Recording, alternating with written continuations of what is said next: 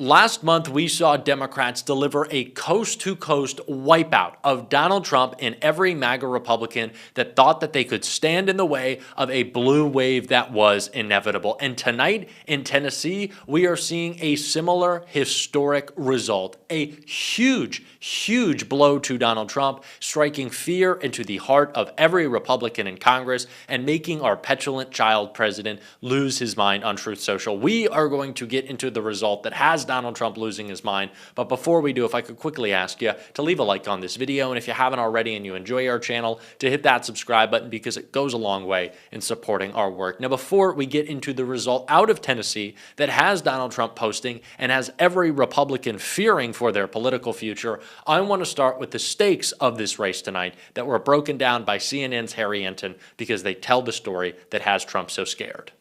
It is a ruby red Republican district, John Berman. What are we talking about? Well, why don't we just take a look at the past three presidential elections in the great state of Tennessee, in the 7th district, in that great state. Look at Trump's margins. In 2016, he won it by 17 points. 2020, 15 points. And then in 2024, Johnny B, takes the cake. Here we get Donald Trump winning by 22 points. That's why I say even a close GOP win tomorrow is a bad sign for them, because what we're dealing with is a district that all three times that Donald Trump was on the ballot in the general election, he won it by double digits. And last time, he broke the 20-point margin barrier. I would say if you had to look at the congressional map, any district that Donald Trump won by 22 points, you would say, you know, you've got like nearly a 100% chance of winning if you're running for Congress there. But what are the prediction markets saying right now? Yeah, what are we talking about in terms of the prediction market odds? Look, the Democrat has a 15% chance of winning in that race, okay? A 15% chance,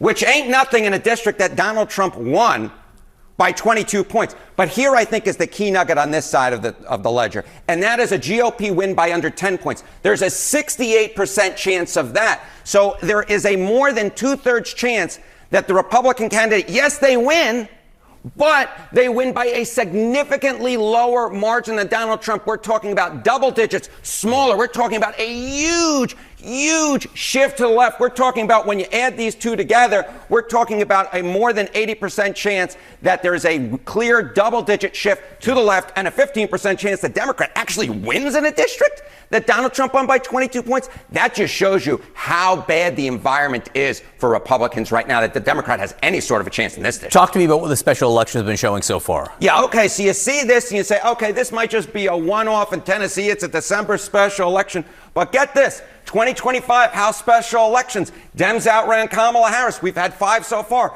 Arizona 7, Dem outran Kamala Harris. Florida 1, Dem outran Kamala Harris. Florida 6, Dem outran Kamala Harris. Texas 18, Dem outran Kamala Harris. And in the suburbs of Washington, D.C., in Virginia 11, the Dem outran Kamala Harris. And on average so far, the Democrats have been outrunning Kamala Harris's margin by over 15 points. So what the prediction market suggests what happened in Tennessee is not something that's happening in isolation. It is happening all over the congressional map. Okay, so when you see something like this, what does history tell us about what ultimately happens? Okay, so you see these and you say, special elections, what do they matter? Well, take a look to the midterm that happens down the line. You go all the way back since over 20 years ago. What are we talking about? Special elections and midterm results. When a party outperformed in special elections since 2005, 5 out of 5 times they went on to win the House of Representatives in the next midterm. So what's happening, what's likely to happen tomorrow in Tennessee, what has happened across the congressional map is likely not to stay in 2025, is likely to push forward and be very good news for Democrats come 2026. Watch these margins. Donald Trump won this seat by 22 points. 22 points. Donald Trump, a year ago, was able to win this district by. This should be a cakewalk. It should have been a cakewalk. Donald Trump had Mike Johnson go to the district. He had J.D. Vance go to the district. He did a teletown hall into the district. He's been threatening Republicans that they're going to have their guns taken away if Democrats win. He is essentially saying this is the most important election ever because the last round of elections, he got beat down in. Donald Trump knows that this is projecting out what the midterms are going to look like, and the result tonight is an incredibly scary projection from Donald Trump. And I wanted to get into it right here. Unfortunately, the race right now is being called for Republican Matt Van Epps, but the margin between him and Afton Bain has Republicans incredibly scared, and it is why Donald Trump posted this on Truth Social. Trump immediately wrote, "Congratulations to Matt Van Epps on his big congressional win in the great state of Tennessee. The radical left Democrats threw everything at him, including millions of dollars. Another great night for the Republican Party, President DJT." But Ron Filipkowski of Midas Touch wrote on Twitter, 95% of the vote is in. Trump won this district by 22 points in 2024, as Democrats across the country continue to overperform even in the reddest districts.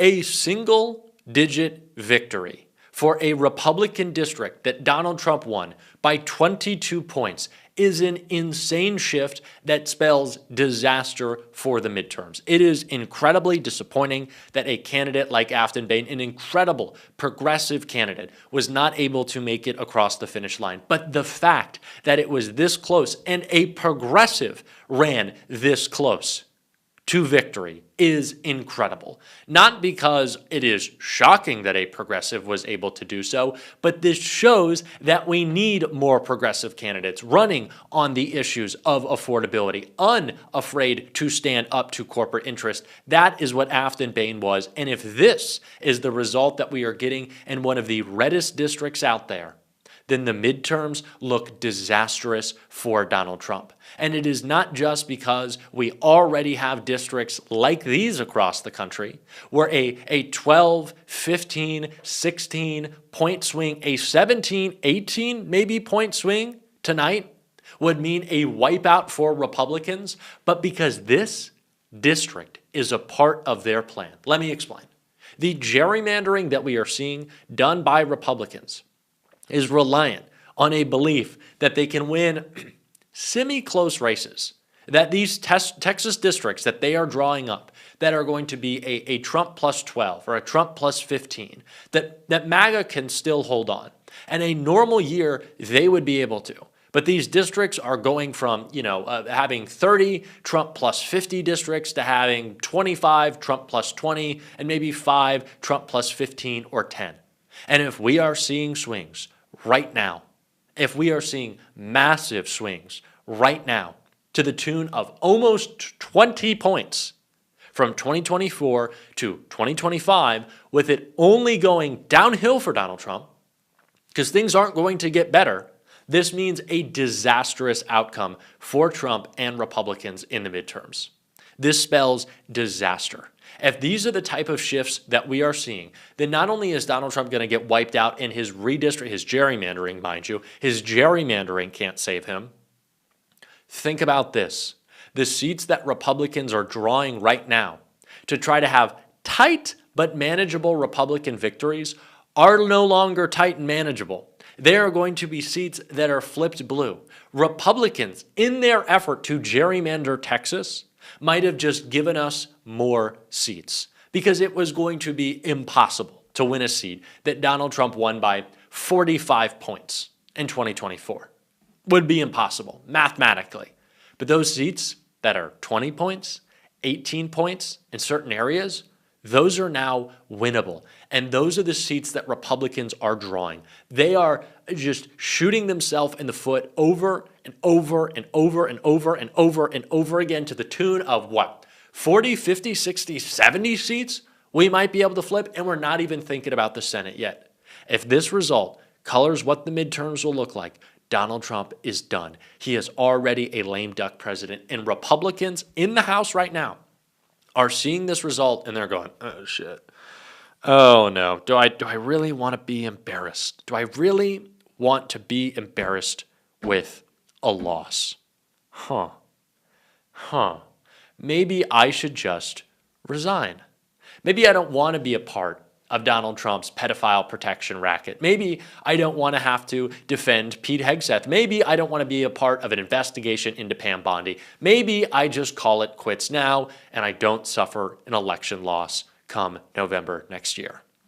That is what Republicans are thinking about. And Mike Johnson is hyper aware of that. Donald Trump is hyper aware of that. They are terrified. Republicans really should be right now. Again, this is not the exact result that we wanted tonight, but it being this close is a testament to the incredible insurgent campaigns we have seen from progressives, the blue tsunami that is going to come from coast to coast, and the fear that is in Donald Trump's heart tonight.